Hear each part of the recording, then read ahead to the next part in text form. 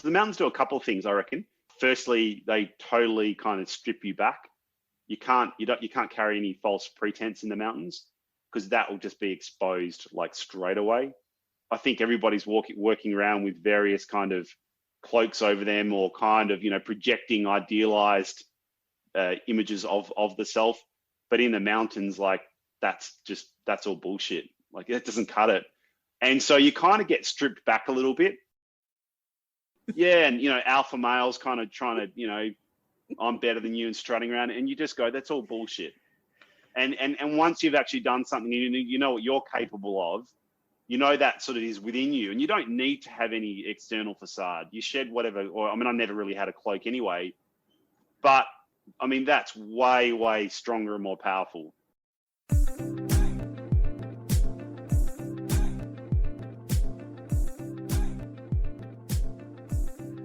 Hi, this is Caroline Stephen, and this is Talking Trading. Last week, we were on the summit of Mount Everest. And this week on the show, we hear the third and final part of Mountaineer Patrick Hollingworth's interview, and we ask him why he climbs the most remote places on planet Earth. What's the joy? What's the inspiration for him? Well, according to Patrick, the mountains strip you back to be your best self without ego or false pretense. What can the natural world and climbing teach us about resilience, everyday life, and the power of consistency? Today in Mindpower, Louise Bedford looks at the importance of consistency for traders. Let's hear Louise, and then we'll go to Patrick for the third and final part of his interview.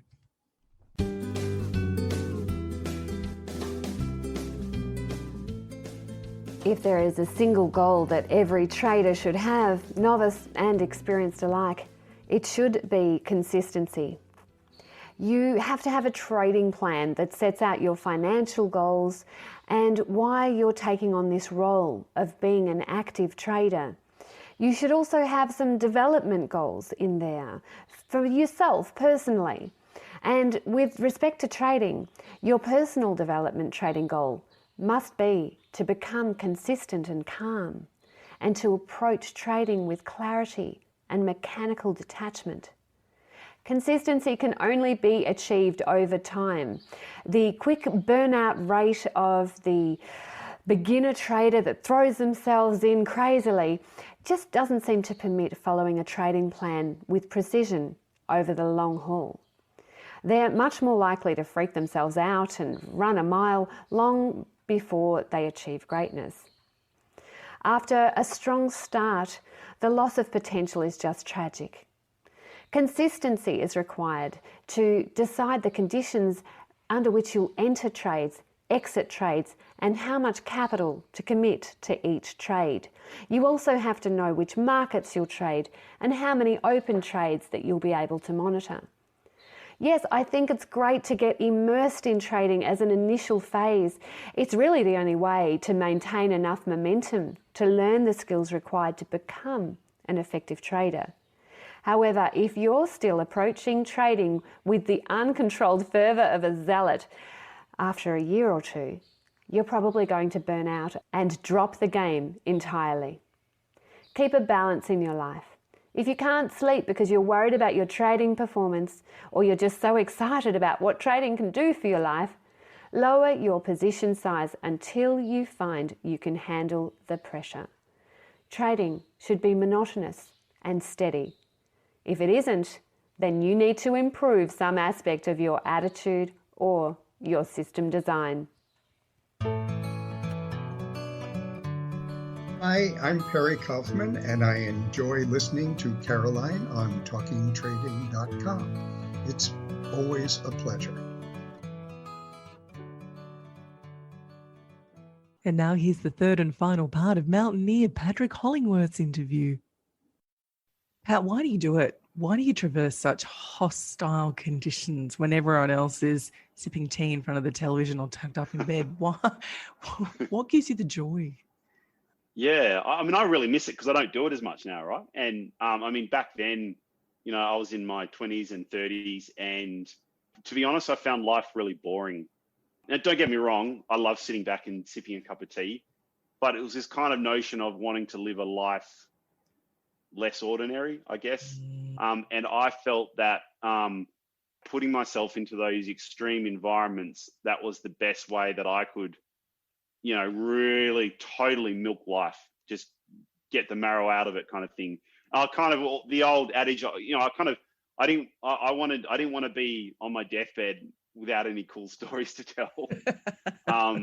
But you know what? It's really challenging, right? Because you live a life like that, and you're going off every year to places like Pakistan, and you're meeting people from all over the world, and it's not a rock star lifestyle, but it's pretty unusual.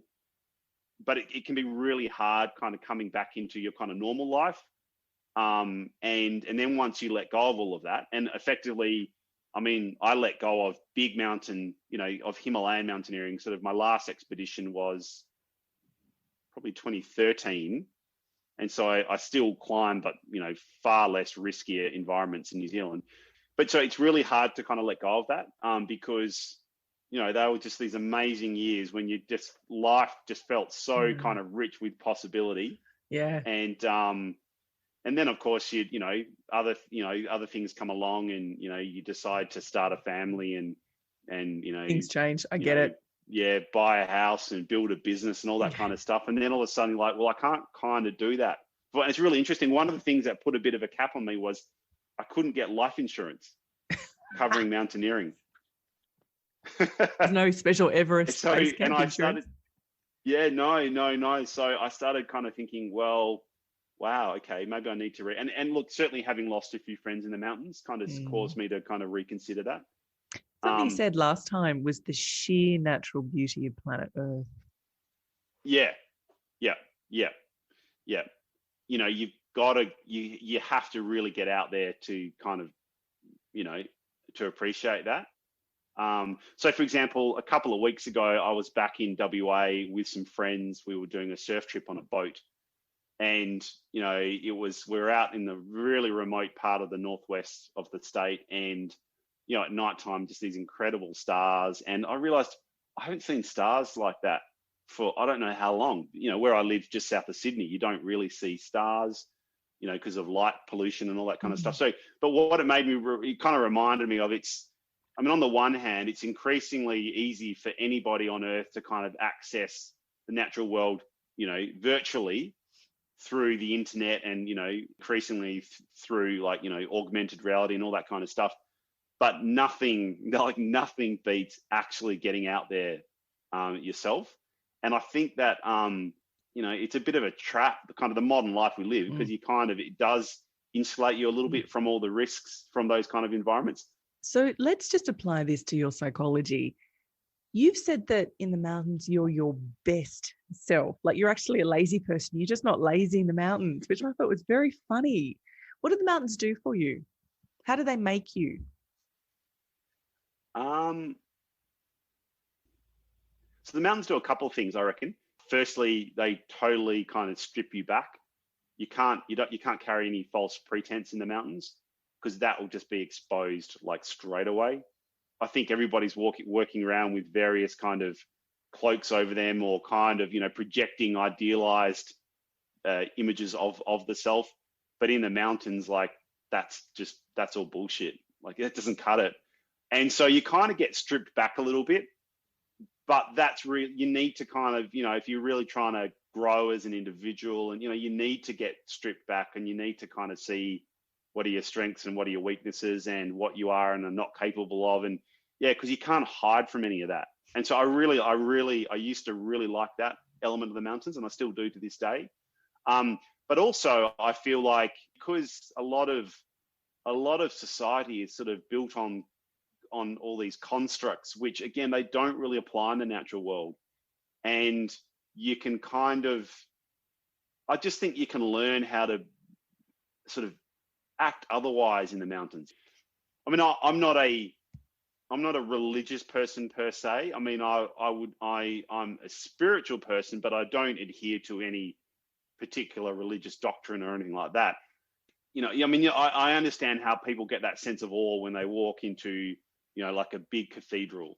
And so for me, I have that same experience when I enter the mountains. And there are these these staggeringly large mountains around you, and you realize how small you are. The time, these mountains have been here for so much longer than you have, and you begin to, I find it really useful way to kind of put things in perspective and appreciate even like our own lives, whether they're 50 or 70 or 100 years long. The temporal scale of our lives is minute compared to the temporal scale of like the natural world around us. And I mean, I think that our society could learn a lot more in terms of just being a little bit more humble in terms of the incredibly short period of time that we've been on the planet, and maybe not to be too arrogant about ourselves as a species, and maybe just to appreciate that the Earth gives us a lot, and therefore I think it's probably that we need to look after the Earth, and that's a whole nother challenge around climate change and all those kinds of things. So climbing is a spiritual experience for you? Because I can imagine it would be a spiritual experience for me.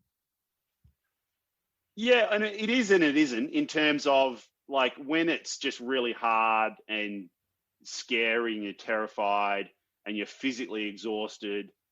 It's not spiritual. It's not spiritual. It just really sucks. But you do have these kind of just these minor moments of these sort of sublime moments, and that's when it kind of becomes sort of spiritual. But I mean, to be clear, I'm not climbing, and spending every minute of that climb sort of in spiritual wonderment. For the most part, I'm just going, this is really freaking hard work. And why didn't I just decide to go on that beach holiday instead? But of course, the beach holiday doesn't actually give you those real moments of kind of the elevation, the sublime. Sublime. Exactly. Yeah. So, has it built your resilience as a person in business? It definitely did for a while there. I remember kind of coming back from not just Everest, but as I increasingly kind of was climbing bigger mountains. And I remember I what it enabled me to do was you shed the exterior cloak, so at least some people, and, certainly in business and work, all that kind of stuff, the facade of invincibility kind of thing. And certainly with ego. men, and, alpha males kind of trying to, I'm better than you and strutting around, and you just go, that's all bullshit.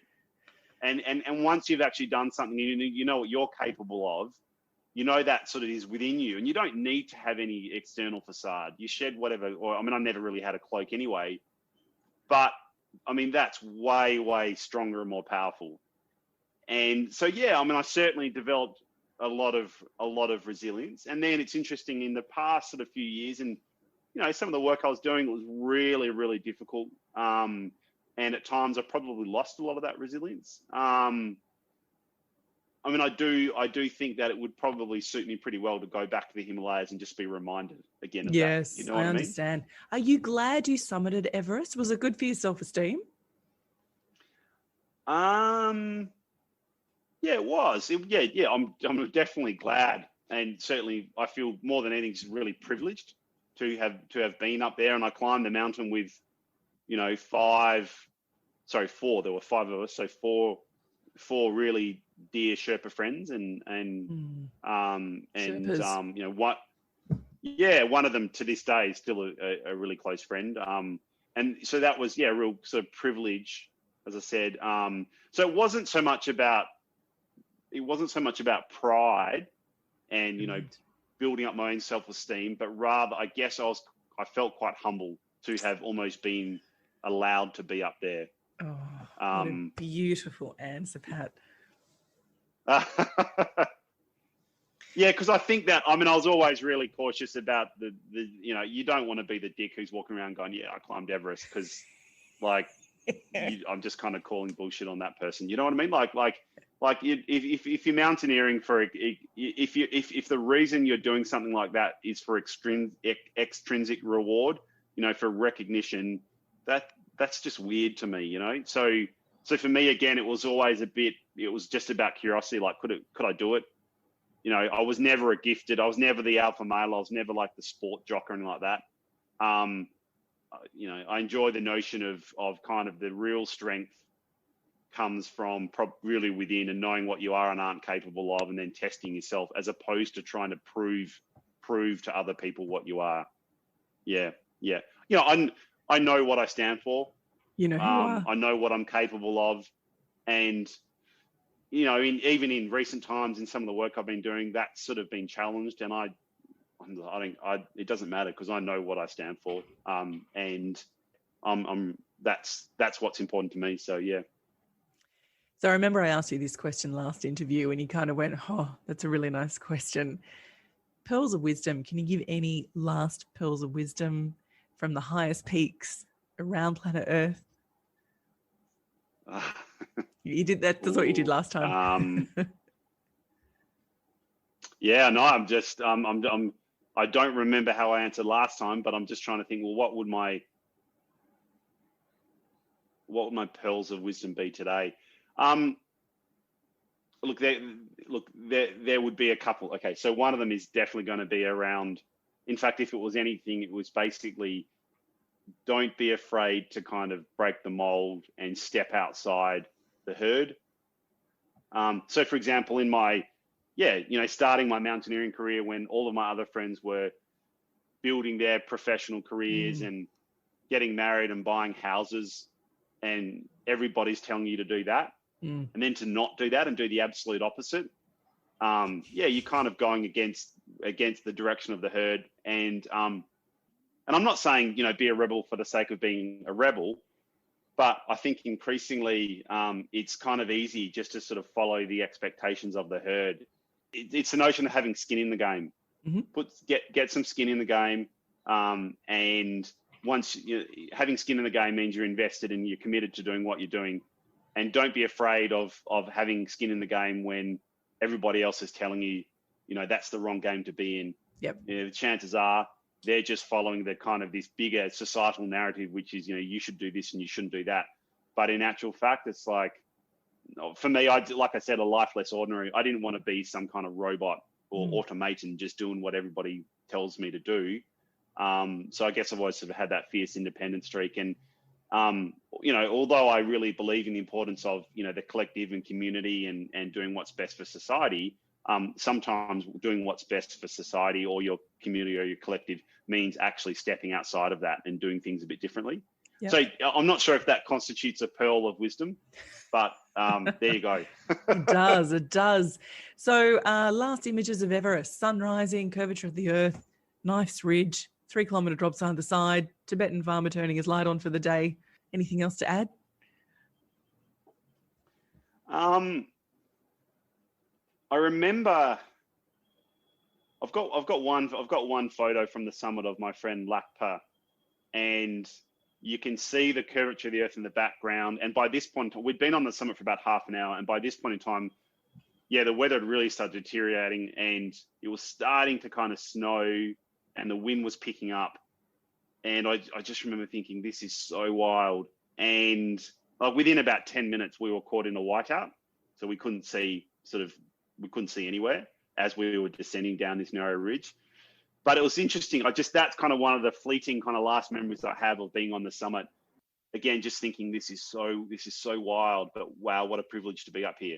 And interestingly, I've always thought I'd be back there again. I always thought, no, I'll be coming back here. And, I don't know if that's the case now anymore. I would have to get much fitter than what I currently am. And, leaving the family behind for 2 months would be really a hard thing to kind of comprehend. And I don't even know if I'd be able to go through that again. But it was interesting. And this again sounds cliched, and I might have even said this last time, but I felt like I left a little bit of myself up there. Oh wow, no, you didn't say that.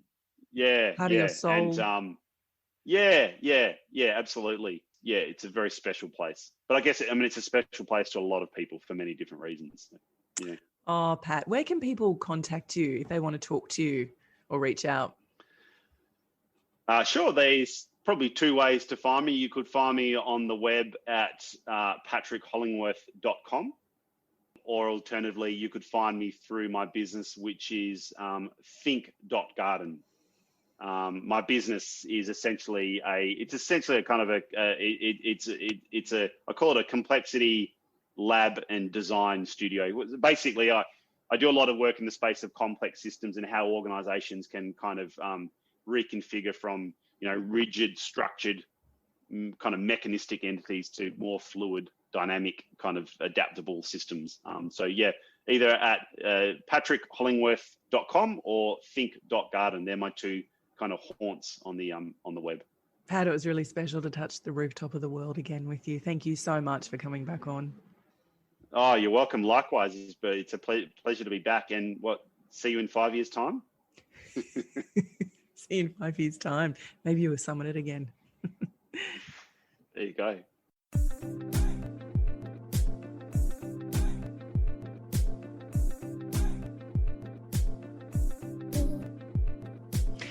And that is all for Talking Trading today. I hope you enjoyed hearing Mountaineer Patrick Hollingworth's climb to the summit of Everest and all the reasons why he likes to mountaineer. Next week on Talking Trading, we have a very share trading orientated show with Roman Bogomazov from Wycliffe Analytics Institute. He's a fantastic guest with a lot of share trading wisdom. I'm Caroline Stephen. We will see you next week. Take care. As always, if you like this show, please be sure to tell a friend. You can also subscribe on Apple Podcast and make sure you give us a big fat 5-star review. You'll also notice that Talking Trading doesn't use sponsors and barely advertisers. This is because Chris Tate and Louise Bedford fund this show from tradinggame.com.au.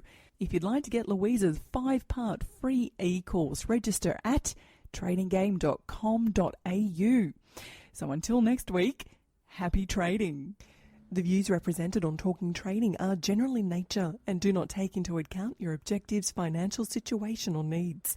Before acting on any of the information, consider its appropriateness in regards to your own situation.